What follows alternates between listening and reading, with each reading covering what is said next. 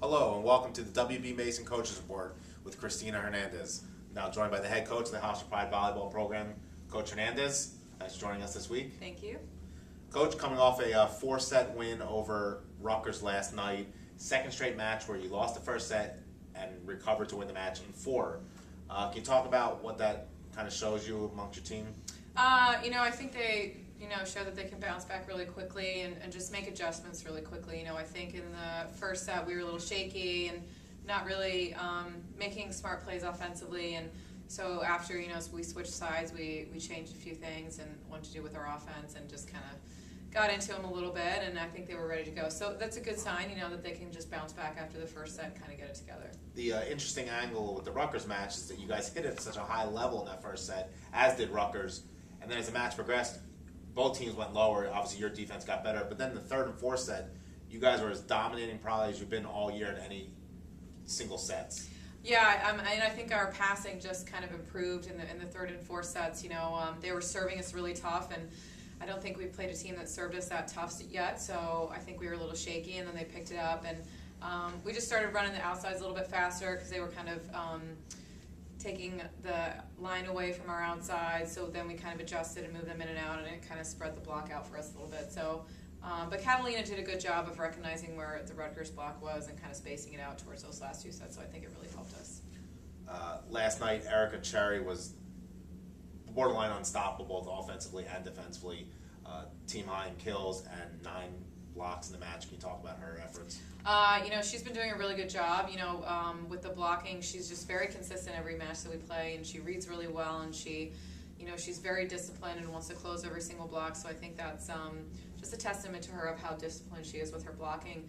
And offensively, we've really been working on her just hitting around the block a lot because she's got a double block most of the time. So we're really just trying to expand, what her offensive shots are, and I think she did a much better job with it in this set. You're a dual outside threat combination now. Nikki Kinnear and Kelsey Wills are really coming together. Nikki started off slow last night and then really picked up as the match progressed, including some key kills late. And that's the great thing about her. I think, it's a good sign that she can start off a little sloppy and then really pick it up. And Kelsey's been really consistent. She had some really big swings for us in the back row towards the third and the fourth set. But being able to have two outsides that can produce double-digit kills on a nightly basis is definitely going to be a strong thing for us. Previous to last night's match improved your team's record to 7-0 on the year. Previous to that, you guys won the Hofstra Invitational with wins over St. Francis, New York, Fairfield, and Princeton over the weekend. Second tournament title of the season. Talk about the weekend's efforts. I think they did a really good job. I think we're starting to definitely click a lot more offensively, and it's making things a lot smoother for us when we play. And they're just pulling it together, and Anissa had a really great weekend, and Kelsey did, and Nikki did, but I think it balances out kind of match for match, and when somebody's having a really good day, the person who did the night before necessarily isn't, so I think it's nice that they kind of can pick up around each other, and whoever's kind of struggling can kind of balance it out for the night, so I think that is helping us being really successful right now, so we can just hope that we can continue to do that, but I think there was a huge improvement from what we did the first weekend to the second weekend, and I think that has a lot to do with our passing and just how aggressively we're serving now and kind of minimizing our errors in that, which is something that we really want to do. Over the weekend, Catalina Cherry had an unbelievable 3-match stretch, named MVP of the tournament. She almost has like a calming influence on this team at this point already. Such a short tenure with this program, doesn't she? Yeah, she just kind of gets out there and runs the floor, and she makes really good decisions on her own, and she wants to find some way to score a point, and she's very emotional. She gets really excited, and she wants to win every point. She wants every point to be really big. So I think, the hitters trust her, and I think that makes things a lot easier for us offensively because our hitters know the ball's going to be there, and she's going to try and figure it out. So having her there is definitely, helping things go a lot smoother right now. She also obviously has a lot of trust in herself. Late in that fourth set of that Princeton match, the championship match, it kind of looked like it was getting away from us a little bit, and she dumped the ball, and it completely changed the complexion of that whole match, didn't it? Yeah, and she does that a lot. She's going to find some way to win. If we're struggling a little bit, she's either going to have a big block for us, or she gets an ace, or she dumps the ball, and she did that last night in the second set with Rutgers. She dumped it over for game point, and I think that's the great thing about her is she will just, if it's not clicking for us and we're getting blocked or something, she's just going to find some way to get a point for us to get the ball back.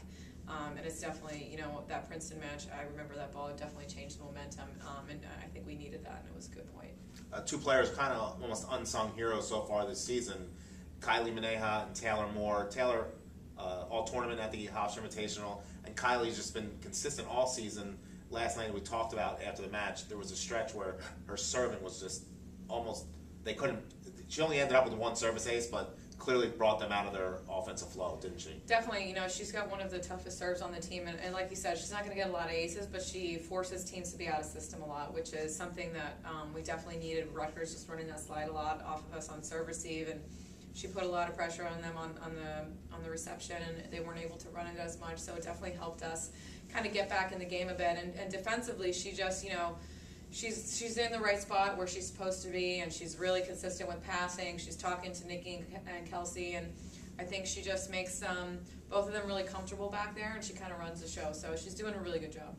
She really just does what her job's supposed to do, and doesn't look for accolades, kind of kid, right?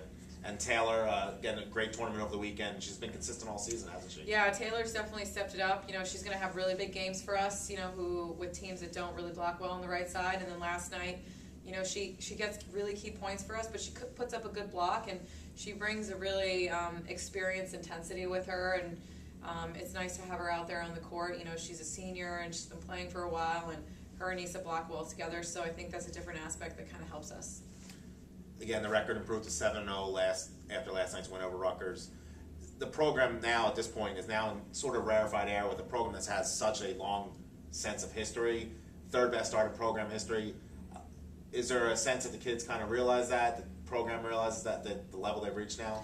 Yeah, we talked about it Monday, actually, right after practice, and I think they kind of knew, but they didn't really understand, and so we started talking about the whole history of the program again, and just especially for the younger ones, the freshmen, they don't know that much yet, and I think they're excited, they're happy to be a part of it, and they just want to kind of keep writing and see how far we can go. But I think we've got a really tough weekend coming up, and I think we just kind of take it game by game and kind of see where we go. But they're definitely excited to be a part of it, and they know that's something that nobody can take away from them. One more thing about Erica Cherry we forgot to mention earlier. Second straight week Defensive Player of the Week in the conference. Obviously, so much more we could say about her start to this year, but again, another honor for a kid that's starting off the year so well. Definitely, she's really excited. She puts a lot of pressure on herself to be, to be consistent and to be good and to be better. She just wants to get better every single day, and we push her a lot to kind of expand her game, even what it's already at. So. She's excited and she's humble, and I think she's just going to keep doing the really good things for us, and it's going to help us a lot. You talked about previously how the schedule really start off at a certain point. It's really amping up as the season progresses. Princeton last Saturday, Rutgers last night, Kansas State Friday. Your thoughts going into the weekend and opening up against Kansas State squad of the Big 12? I think it's going to be a good test for us. I think the teams we're playing are going to be really physical, but I think we're really physical and big, and we block really well, and I kind of want to see how we match up against them. But I think we can do some really good things if we just continue to play at our speed and just be really aggressive and kind of just attack and go after it. So. I know it's going to be a tough weekend, and Kansas State's a really tough team.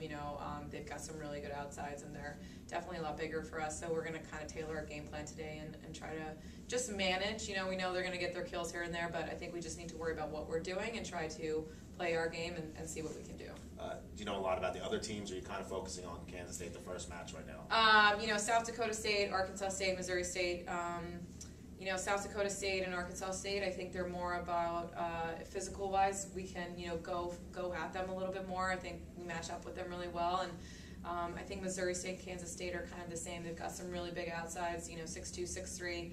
So we really have to kind of manage our block a little bit and not worry so much about getting blocks, but kind of just slowing the ball down and trying to play defense off of it as much as possible and attacking off the transition. So I think we've got to have a lot of different game plans, but I think the big thing is serving all these teams really aggressively, so we can, get ready on defense and keep them out of system as much as possible. So that's something that we're going to focus on today during practice. Great, Coach. Good luck this weekend, and talk to you again next week. Thanks. And thanks for joining us on the W. Mason Coach Report with Kristina Hernandez.